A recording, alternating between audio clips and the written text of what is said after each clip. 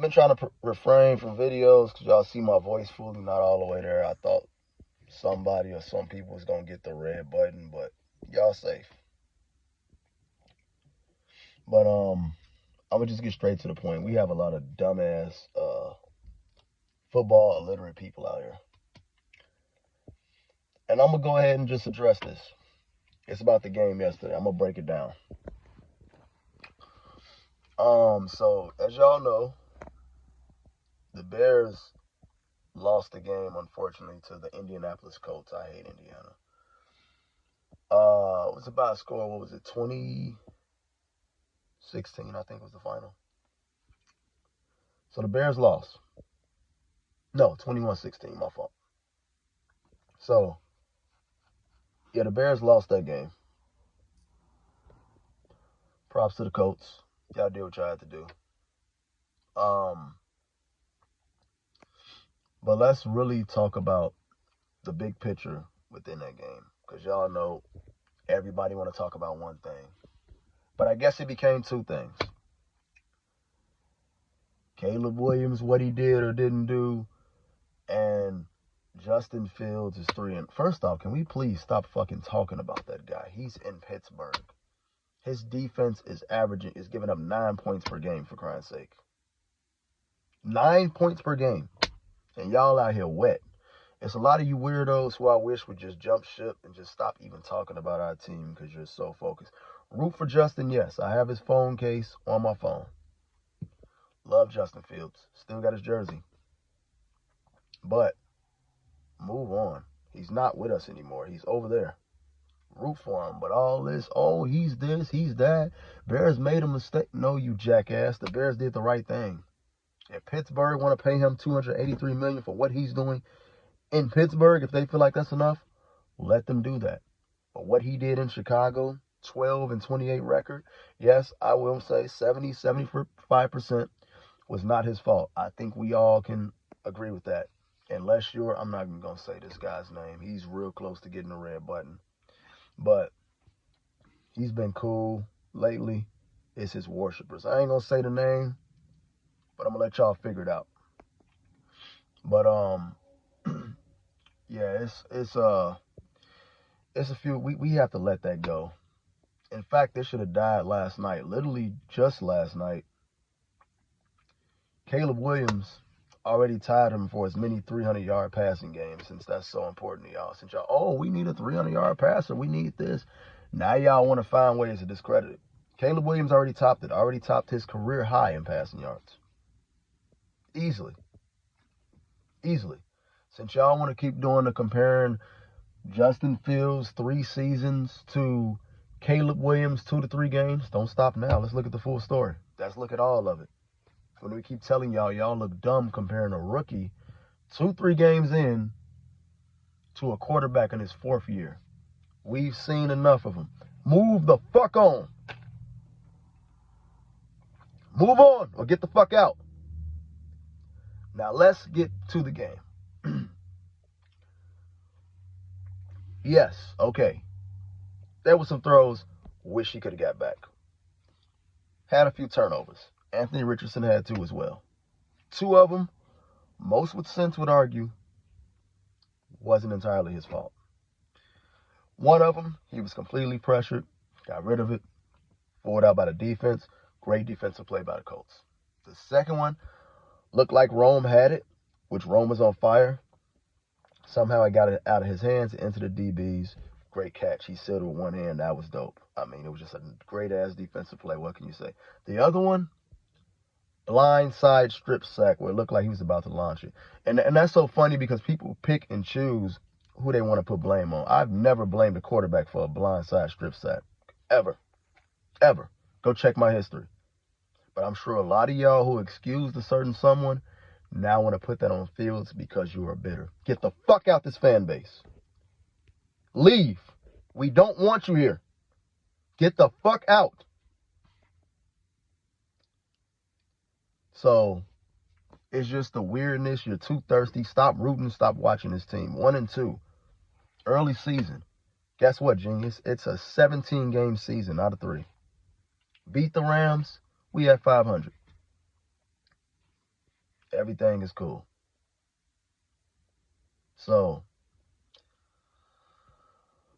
let's really dig into this. Okay, yes. Now the big talk is, oh, he threw 360, but he took 52 passes. Let's really dig into the 52 passes. We've seen this plenty of times with quarterbacks like Matthew Stafford, which makes me appreciate Stafford more as I started to see him. When you don't have a run game, you're going to throw the ball. Biggest issues last night, the O-line, as we know. We know what to expect with them now, at this point at least, until they get it together. And the play calling. 4th and 1 to Cole Kmet, what did we see? We seen Caleb throw the ball, right? Touchdown. 4th and goal. I don't know what that run was, what that play. That was a play where we could have thrown it. The run game clearly wasn't working. So that was a play right there. We could have worked it. The play calling in situations was just awful by Shane Waldron. They have to get that together. But like I said, it's a long season. I'm not going to be on get them out of here just yet. It's getting close, but, we're going to let them figure it out. It's still time for them to get it together. So we're going to let them figure this out. But situational play calling was the main thing. Above all, when we talk about play calling, that was a big problem. Okay. The run game wasn't clicking at all. Swift has not got going yet. He's averaging, 1.5 yards per carry. And I think Roquan Johnson was a little better. Roshan Johnson, my fault, who was a little better, had, 3 yards per carry. You want to know what Jonathan Taylor had? Yes, he's a superstar. We know what he is when he's healthy. 4.8 yards per carry, basically 5. 125 yards. No, I'm sorry. 110 yards on 25 carries. So the defense, as great as they've been, got gashed by Jonathan Taylor. And that's cool. We come to expect that. They're not going to have a dominant game every game. Hell, Tony Pollard almost ran for a buck on him. You know what I'm saying? So run defense has a little bit of a concern. Just a little bit of a concern. But the defense, they wasn't all the big problem though. That right there, they did what they could. They didn't give up too many points. But we just pointed out everything that went wrong. So them was the biggest issues right there with the play calling, O-line. There was some throws early on. I'm sure Caleb wished he could have gotten back. I wish we all could. Yes, he's human. He's a rookie quarterback. He's trying to get on page with his guys. Yes, there's some throws that were off. But I seen one drive on that, what was it, the Cole Kmet score? Yeah. Masterful drive. Masterful. The haters won't give credit. They're going to knock it. But it was an absolute masterful drive if you watch it. So, yes, he threw the ball 52 times. It's not the first time. It's not the last time a quarterback did that. Only 19 completions out of that, which we talked about 2 were intercepted. So when you take those away, that's 17 incompletions? That's a damn good percentage. You completed on 33 out of 52. 2 touchdowns.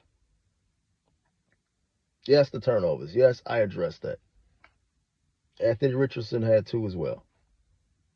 They just made 1 less than us. And as you see on the possession. And you got a goddamn tight end trying to block a defensive end. It's crazy. Like, I don't understand what was being drawn up. But of course, people with an agenda, the bitter people, they want to talk about how Justin Fields is 3-0. Then, bitch, grab your terrible towel, go to fucking Pittsburgh. Get the fuck out of here. We don't want you. The fuck you steady talking about what they doing over there? You impressed by that? Good for Justin. I mean, that's great for him, what he's doing, but that has nothing to do with us. Defense is averaging 9 fucking points per game. Run game is actually clicking. Like I said, Caleb already topped what he did in 3 games.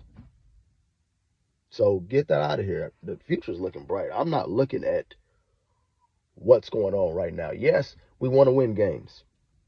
Yes, the goal is to win games. Yes, some people put expectations or hype on the Bears. That's them.